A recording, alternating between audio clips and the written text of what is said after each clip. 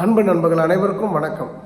வாழ்க வையகம், வாழ்க வளமுடன். எல்லா புகழும் ஆண்டாளுக்கே. நரசிம்மன் திருவடிகளே சரணம். ஸ்ரீமத்தே விஷ்ணு சித்தாரிய மனோநந்தன ஹேதுவேயன் நந்தநந்தன சுந்தரி கோதாய நித்தியமங்கலம்.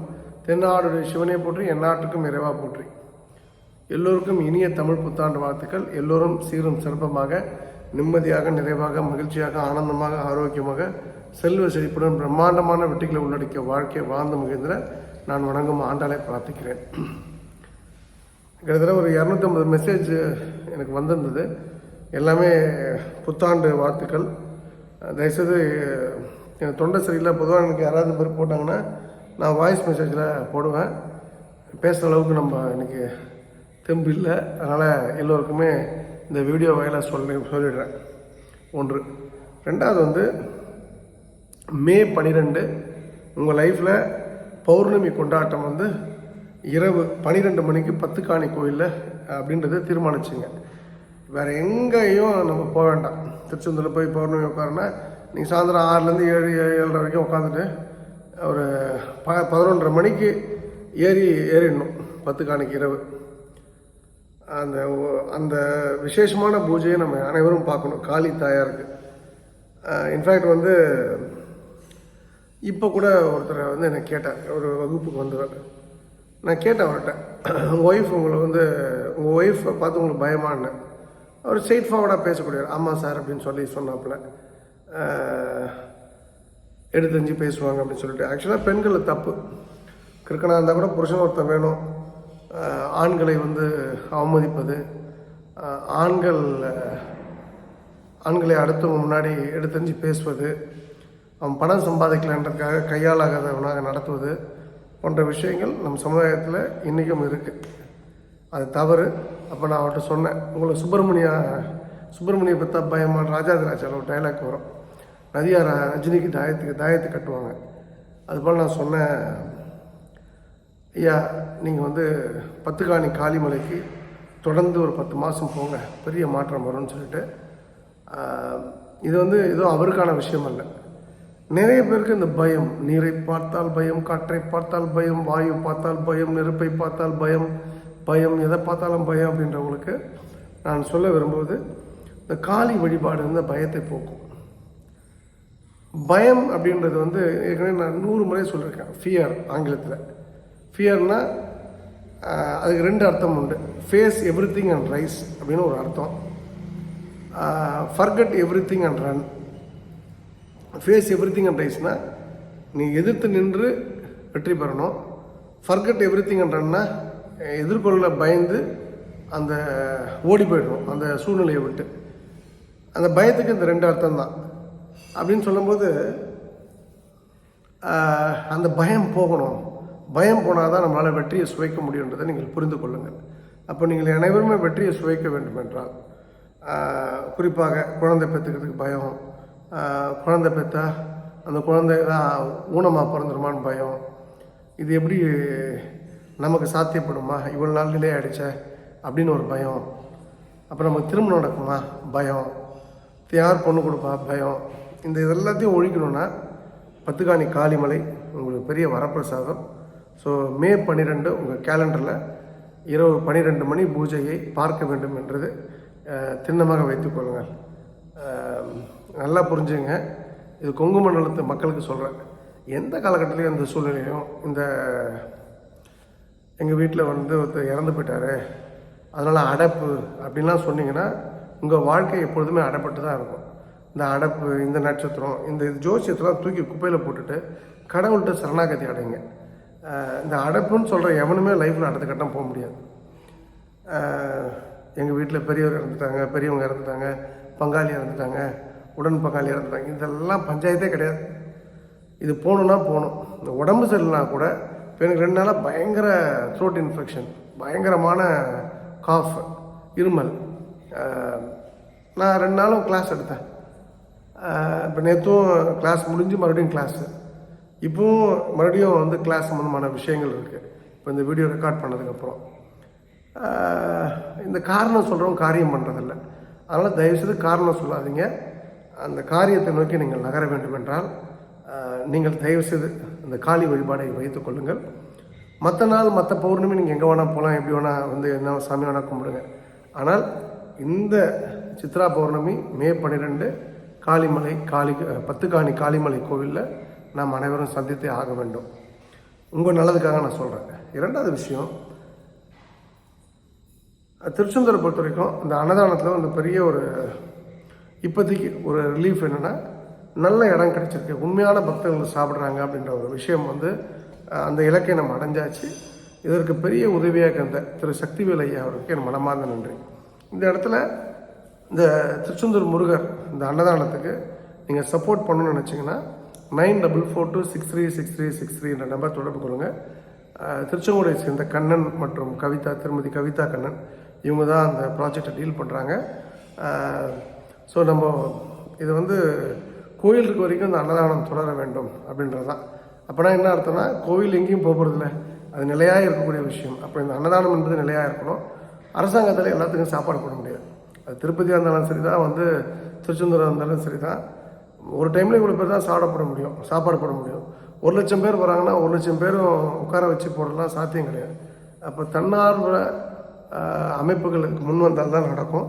நிறைய பேர் இது போல் முன் வரணும். வெவ்வேறு இடங்களில் அந்த நல்ல ஃபுட்டை கொடுக்கணும். தமிழ்நாட்டில் எங்கே பார்த்தாலும் அன்னதானம் என்பது வந்து கொடி கட்டி பறக்கணும். ஸோ அந்த வகையில் அதை நோக்கி நாம் நகர்வோம். அதுதான் நம்ம இலக்காக இருக்க வேண்டும். ரொம்ப மகிழ்ச்சியான தினம் இன்றைக்கு நல்லபடியாக சித்ரா பௌர்ணமி நான் சொன்ன விஷயங்களோட கொண்டாடப்பட்டது. ஹோப் நீங்கள் இன்றைக்கி எல்லோருமே வந்து கல் உப்பு வாங்கியிருப்பீங்கன்னு நான் நம்புகிறேன். வாங்காத பட்சத்தில் இந்த பொதுவாக தமிழ் மாதம் பரப்பு தமிழ் வருடப்பிறப்பு அன்றைக்கி கட்டாயம் கல் உப்பு வாங்கணுன்றது ஏற்கனவே பல முறை சொல்லியிருந்தாலும் நீங்கள் மறந்துதான் இன்றைக்கி வாங்கிக்கோங்க. அடுத்ததாக இன்னொரு சிறிய அப்டேட்டு. நாளைக்கு வந்து சமயபுரம் கோயிலில் தேர், அது வந்து ஆண்டாள் பக்தர்கள் பேரவை சார்பாக மோர் கொடுக்க போகிறோம். 40 லிட்டரு மோர் வந்து 1000 ரூபாய். உங்களுக்கு ஏதாவது இது சம்மந்தமாக சப்போர்ட் வேணும் அப்படின்னா 9442636363 என்ற நம்பர் தொடர்பு கொள்ளுங்கள். திரு முத்தமிழ் செல்வன் திருச்சியை சேர்ந்த எங்களுடைய அன்பு அண்ணன் அவரோட தலைமையில் அது நடைபெற உள்ளது. ஸோ இது உங்கள் கனிவான தகவலுக்காக, கனிவான பார்வைக்காக. நம்ம வந்து இன்றைக்கி டாபிக் பார்க்கறதுக்கு முன்னாடி 3 முக்கிய விஷயங்களை சொல்லிவிட்டு நான் டாபிக் உள்ளே போகிறேன். 1, தினமும் காலையில் குளிர்ந்த நீரில் குளிப்பதால் உங்களுடைய சுய ஒழுக்கம் இயல்பாகவே எளிமையாக பின்பற்றக்கூடிய எளிமையான ஒரு நிகழ்வாக மாறிவிடுகின்றது. நீங்கள் தினமும் வந்து வெந்நீரில் குளிக்கிறதெல்லாம் விட்டுட்டு பச்சை தண்ணியில் குளிங்க, உங்களுடைய லைஃப் ஸ்டைலில் பெரிய மாற்றம் வரும் அப்படின்றதான் அதில் உள்ள அர்த்தம். நான் வந்து வெந்நீரில் குளிக்க மாட்டேன். என்ன ஊட்டிக்கு போனாலும் சரி, கொடைக்கானல் போனாலும் சரி, அது வந்து குளிர்ந்த நீரில் குளித்து எனக்கு பழக்கமாகிடுச்சு. ரேர் ஆஃப் ரேரஸ்ட் ஏதாவது தவிர்க்க முடியாத சூழ்நிலை, உச்சக்கட்ட கோல்டு, அது குளிச்சு தான் ஆகணும் அப்படின்னா அந்த இடத்துல நம்ம மேபி ஹாட் வாட்டரை யூஸ் பண்ணிக்கலாம். ஊட்டியில், முக்திநாத் போன போது, இது போன்ற இடங்களில். ஸோ கூடுமான வரைக்கும் குளிர்ந்த நீரில் வந்து குளிப்பதை வழக்கமாக வைத்துக்கொள்ளுங்கள். அடுத்து ரொம்ப முக்கியமான விஷயம் என்னென்னா, நம்முடைய மூளை இரவு நேரங்களில் மிகவும் புத்துணர்ச்சியுடன் வேலை செய்கின்றது. உங்கள் வாழ்க்கையில் ஏதாவது முக்கியமான முடிவு எடுக்கணும்னா இரவில் எடுங்க. ஆனால் அதே சமயம் எந்த காலகட்டத்திலும் மதிய நேரங்களில் முடிவு எடுக்காதுங்க. ஏன்னா மூளை வந்து மந்தமாக மற்ற நேரத்தை விட வேலை செய்யக்கூடிய நேரம் மதிய நேரம். அந்த நேரத்தில் வந்து மூளைக்கு அதிக வலுவை கொடுக்கக்கூடாது. 3வது, ஒரு மனிதரிடம் சண்டை செய்யும் போது, அதாவது வாதாடும் போது தயவுசெய்து அறிவுபூர்வமாக சிந்தித்து செயல்படாதீர்கள். அவர்கள் மனிதர்கள் என்பதை மனதில் வைத்து உணர்வுகளுக்கு மதிப்பளிக்கும் வகையில் நீங்கள் வாதாடுவது இருக்க வேண்டும் என்பது என்னோட தாழ்மையான கருத்து. ஸோ இதை நீங்கள் ஃபாலோ பண்ணுங்கள். இன்றைக்கி நம்ம பார்க்க வேண்டிய ஒரு முக்கியமான விஷயம் என்னென்னா, இது ஒரு முறை நான் சொல்லியிருக்கேன். அந்த கதையை இன்றைக்கு நான் திரும்ப சொல்ல வேண்டிய கட்டாயம் உள்ளது. சின்ன கதை. ஒரு விலையுயர்ந்த கார், ஒரு வாகனம். அந்த காருக்கு முன்னாடி ஒரு பையன் ரொம்ப நேரமாக நின்று அந்த கண்ணாடியில் அவன் முகத்தையும் காரையும் பார்த்துட்டே இருக்கான். திடீர்னு அந்த கார் கண்ணாடி இறக்கப்பட்டு, இது ஒரு அட்வர்டைஸ்மெண்ட் கூட இன்ஃபேக்ட், அந்த உள்ளே உட்காந்தவர், இது எங்கள் அண்ணன் எனக்கு கொடுத்த கிஃப்ட்டு, நல்லா இருக்கா அப்படின்னு சொல்லி அந்த பையன்கிட்ட கேட்பான். சூப்பராக இருக்கு. ஆனால் உள்ளே இருக்கவர் மறுபடியும் ஒரு கேள்வி முன்வைப்பார். இது போல் கார் வந்து உனக்கு இல்லைன்னு வருத்தப்படுறியா அப்படின்னு சொல்லி கேட்கும்போது வெளியில் இருக்க சொல்லுவான், இந்த கார் இல்லைன்னு நான் வருத்தப்படல, என்னுடைய வருத்தம் ஒன்று தான், இந்த காரை கொடுக்குற அளவுக்கு நான் அந்த காரை உங்களுக்கு கொடுத்த உங்கள் அண்ணனாக இருக்கணுன்ட்டு தான் நான் சிந்திச்சுட்டு இருந்தேன். எனக்கு இந்த கார் இல்லைன்றது எனக்கு வருத்தம் கிடையாது. உங்களுக்கு உங்கள் அண்ணன் கொடுத்தக்கா நீங்கள் சந்தோஷப்படுறீங்க, மகிழ்ச்சி அடைகிறீங்க. அதே போல் நான் என் தம்பிக்கு இதே போல் காரை வாங்கி கொடுக்கணும், அதை நினச்சி தான் சிந்திச்சுட்டு இருந்தேன் அப்படின்னு. இதுதான் ஆட்டிடியூட், இதுதான் கிரேட்டஸ்ட் ஒரு பண்பு. நீங்கள் பொதுவாக நம்ம எல்லோருமே இலவசத்தை நோக்கி பயணப்பட்டுருக்கோம். நான் பல நூறு முறை சொல்லிட்டேன், நமக்கு ரேஷன் பொருட்கள் வேண்டாம், ரேஷன் கடையில் கொடுக்குற 1000 ரூபாய் 2000 ரூபாய் வேண்டாம், ரேஷன் கடை அரிசி வேண்டாம், ரேஷன் கடை பொருட்கள் வேண்டாம், அது ஏழைகளுக்கானது, அது விட்டுடுங்கன்னு நான் சொல்கிறேன். ஆனால் விட மாட்டாங்க. ஏன்னா வெளில வந்தால் 1000 ரூபாய் வரும், வேஷ்டி சேலை வரும். நம்ம இன்னும் வேஷ்டி சேலை எல்லாமே எல்லாம் அவுத்துப்பட்டு சுற்றிட்டு இருக்க மாதிரி அந்த அரசாங்கம் கொடுக்குற அந்த வேஷ்டி சேலைக்காக தான் நம்ம இருக்கிறோன்ற மாதிரி இருக்கக்கூடாது. அது ஏழைகளுக்கானது, ஏழைகள் பயன்பெறட்டும். இன்ஃபேக்ட் ரொம்ப சிம்பிளான விஷயம், அந்த நிறைய ஊழல் இந்த ரேஷன் கடை விஷயத்தில் தான் நடக்குது. அரசாங்க ஊழலுக்கு ரேஷன் கிடையாதுன்னு சொல்லிட்டா மிகப்பெரிய பொருளாதார மிச்சம் ஏற்படும், பொருளாதார செலவு கட்டுப்படுத்தப்படும், பண செலவு கட்டுப்படுத்தப்படும். அதே போல் அரசாங்க ஊழியருக்கு 1000 ரூபாய் 2000 ரூபாய் கிடையாது ரேஷன் மூலமாக எந்த காலகட்டத்தில் இந்த சூழ்நிலை மேட்ரு முடிஞ்சு போச்சு. இந்த கவர்மெண்ட் என்ன பண்ணுறாங்கன்னா, இந்த லாஸ்ட் ஃபியூ டிகேட்ஸில் ஏதாவது பாதிப்பு இருந்தால் பணம் கொடுத்து மக்கள் வாய் அடைச்சிட்டா போதும், மக்கள் அதுக்கப்புறம் பண்ண மாட்டாங்க, எந்த பிரச்சனையும் பண்ண மாட்டாங்கன்ற ஒரு மனநிலையை உருவாக்கிட்டாங்க. இப்போ சமீபத்தில் கூட ஒரு நண்பர் திண்டுக்கல் அந்த வட்டாரத்து நண்பர் ஒருத்தர் சந்திக்கிறேன், ஒரு வக்கீல். அவர் என்னங்க உங்கள் ஊர் எம்எல்ஏ ஜெயிச்சுருவாரா அப்படின்னு நான் கேட்குறேன். சார் அவர் 2000 ரூபாய் கொடுத்தா 4000 ரூபாய் கொடுப்பாரு, இப்போ ஆப்போனன்ட் பார்ட்டி 5000 கொடுத்தா 10000 கொடுக்குற அளவுக்கு அவர் வளர்ந்துட்டார், அவர் உயிரோடு இருக்க வரைக்கும் அவர் தான் எம்எல்ஏ. அதாவது அவர் மேலே நிறைய தவறுகள் இருக்கலாம், தப்பு இருக்கலாம், என்ன குற்றச்சாட்டுகள் இருந்தாலும் அந்த பணம் கொண்டு இந்த ஓட்டை பர்ச்சேஸ் பண்ணக்கூடியன்ற ஒரு எண்ணத்தை இந்த சமுதாயம் உண்டு பண்ணிடுச்சு. இதில் வருத்தம் என்னென்னா, இதோட அடிப்படை விஷயம் என்னென்னா, மக்கள்கிட்ட இலவசம் என்ற ஒரு விஷயம் எம்பிடாயிடுச்சு மூளையில். ஏதாவது இந்த இலவசம்ன்றது அது வாங்க நம்ம சவமாக தான் இருப்போம், சவம் போல தான் இருப்போன்றதை நம்ம மறந்துடுறோம். அப்போ தயவுசெய்து இந்த கார் கதையை பொறுத்த வரைக்கும் அந்த பையன் சொல்ல பார்த்தீங்களா, அந்த கார் இல்லை அப்படின்னு இல்லைன்ற ஒரு விஷயமும், இதை வாங்கி கொடுக்க இது போல் உனக்கு அண்ணன் இல்லைன்ற வருத்தமும் இருக்கான்னு கேட்டபோது எனக்கு ரெண்டுமே இல்லை, நான் என் தம்பிக்கு இது போல் வாங்கி கொடுக்கணும்னு நினச்சிட்ருக்கேன் அப்படின்னு சொன்ன ஒரு மனிதனாக நான் மாற வேண்டும். இது எவ்வளோ சீக்கிரம் நடக்குதோ அவ்வளோ பெரிய மாற்றம் இந்த சமுதாயத்தில் வரும். இது வரணும்னா நம்ம என்ன பண்ணணும், நீங்கள் நானும் என்ன பண்ணணும், இந்த எதிர்பார்ப்பை குறைச்சிக்கணும். எல்லாத்துலேயும் போட்டி மனப்பான்மை, எதிர்பார்ப்புன்ற 2 விஷயங்கள் இருப்பதனால தான் நம்ம இலவசத்தை நோக்கி நகர்கின்றோம். பக்கத்து வீட்டுக்காரர் நமக்கு பிடிக்காது, அவன் வாங்கிட்டான் நம்மளும் வாங்கணும், அது போட்டி மனப்பான்மை. அப்போ இது நடந்தால் இது கிடைக்கும் அப்படின்றது ஒரு எதிர்பார்ப்பு. இது 2த்தையும் ஒழிக்க வேண்டிய மனநிலையில் நம்ம இருக்கோம். இது 2த்தையும் ஒழிக்க வேண்டிய காலகட்டத்தில் நம்ம இருக்கோம். எதிர்பார்ப்பை நம்ம குறைக்கணும்.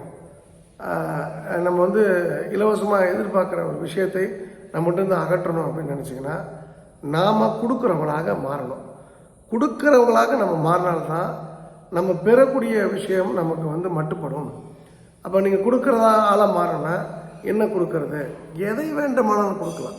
அது சர்வீஸாக கொடுக்கலாம், பணமாக கொடுக்கலாம், அன்னதானமாக கொடுக்கலாம், உடைதானமாக கொடுக்கலாம், கல்விதானமாக கொடுக்கலாம், என்ன வேணால் பண்ணுங்கள். நான் தர்மம் கூட சொல்ல தானமாகவே இருக்கட்டும்.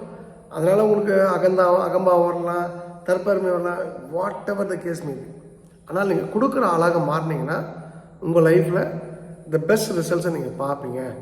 காரணம், இந்த உலகம் பெறுபவனுக்காக இல்லை, இந்த உலகம் கொடுப்பவனுக்கான உலகம். நீங்கள் இந்த நல்ல நாளில் நீங்கள் ஒரு முடிவு எடுக்கணும். இனிமேல் ஒவ்வொரு நாளும் ஏதோ ஒரு விதத்தில் இந்த சமுதாயத்துக்கு நான் திரும்ப கொடுப்பேன், ஏதாவது கொடுத்துக்கிட்டே இருப்பேன் அப்படின்ற ஒரு உணர்வை நீங்கள் உருவாக்கி கொள்ள வேண்டும். இப்போ கடவுள் எந்த எதிர்பார்ப்பும் இல்லாமல், நம்மிடமிருந்து எந்த எதிர்பார்ப்பும் இல்லாமல், பிரதிபலனும் எதிர்பார்க்காம நமக்கு ஒரு உடம்பை அமைச்சிருக்காரு. அவருடைய அமைப்பு விஷயத்தில் மூக்கை இங்கே கரெக்டாக வச்சுருக்காரு, நம்ம ஊசின சாப்பாடு எடுத்து போனால் மூக்கு கண்டுபிடிச்சிடும், உடனே தூர போட்டுருவோம். முடி இங்கே வச்சுருக்காரு, தண்ணி இங்கே வந்தோன்னா கண்ணுக்குள்ளே தண்ணி போகக்கூடாது, இதுக்கு ஒரு பிரிட்ஜு போட்டு வச்சுருக்காரு. இது போல் நம்மளை பார்த்து பார்த்து பார்த்து செதுக்கி ஒரு அற்புதமான உருவமாக படைத்த கடவுள் நம்மகிட்ட எதுவுமே எதிர்பார்க்கல. அவர் எல்லாத்தையும் கொடுத்துருக்காரு. இந்த பிரபஞ்சம் எல்லாமே நம்ம கொடுத்துருக்கு. நாம் இன்றைக்கி தூங்க போகும்போது நாம் இந்த பிரபஞ்சத்துக்கு என்ன திருப்பி கொடுத்தோன்ற கேள்வியோடு தூங்குங்க. நாளைக்கு விடியும் போது உங்களுக்கு அதற்கான விடை கிடைக்கும். நாம் கொடுக்குன்ற எண்ணம் உங்களுக்கு தலை தூக்கி நிற்கும். நிறைய கொடுங்க, நிறைய பெறுவீர்கள். கொடுக்குறவனுக்கு தான் அந்த உலகம், பெறுபவனுக்கு அல்ல. இப்போ நீங்கள் பெறுவீர்கள் அப்படின்னா நீங்கள் ஒரு 1000 ரூபாய் கொடுக்குன்னா 10,000 ரூபாய் பெறுவீங்க. இப்போ 10,000 ரூபா வந்துன்னா 10,000 கொடுத்தீங்கன்னா 1 லட்ச ரூபா வரும். அப்போ அந்த கொடுப்பவனுக்கு தான் அந்த உலகம் வாரி வழங்கி கொண்டே இருக்கின்றது. வாங்குபவனுக்கும் ஏமாத்துவனுக்கும் உலகம் கொடுக்கலாம், ஆனால் ஒரு நேரத்தில் அவங்க கைவிட்டுன்றது உண்மையை புரிந்து கொள்ளுங்கள்.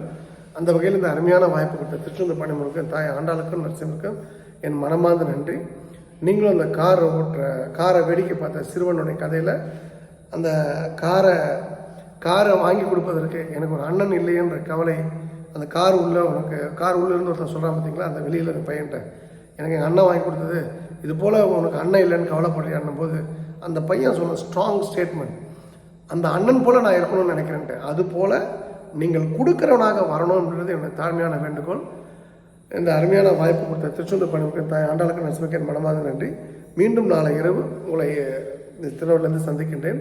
ஆடி அகம் கரைந்து பாடி கண்ணீர் மல்கி எங்கும் நாடி நரசிங்காவென்று வாடும் இவ்வாறுதலே. எல்லா புகழும் ஆண்டாளுக்கே. நரசிம்மன் திருவடிகளே சரணம். நன்றி, வணக்கம். சர்வம் கிருஷ்ணார்ப்பணம். ஸ்ரீராமஜெயம்.